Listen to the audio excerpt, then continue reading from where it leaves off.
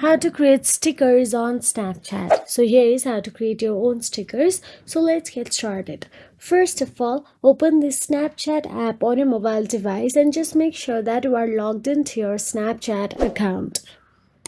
Once in there, all you have to do is simply so first you can simply select a photo, or you can also take a photo.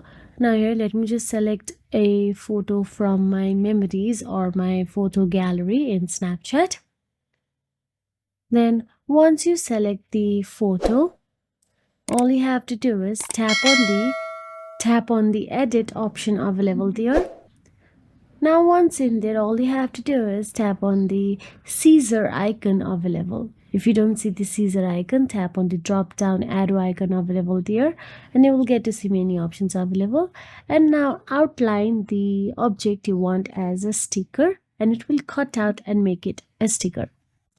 Now your sticker is all ready. You can find it on your sticker icon available there. Simply tap on it and go to the saved sticker. You can see the small Spider-Man sticker available there. Tap on it. Now you can see your sticker. Now that is it. If you found this video helpful, please like, share and subscribe, and thank you so much for watching.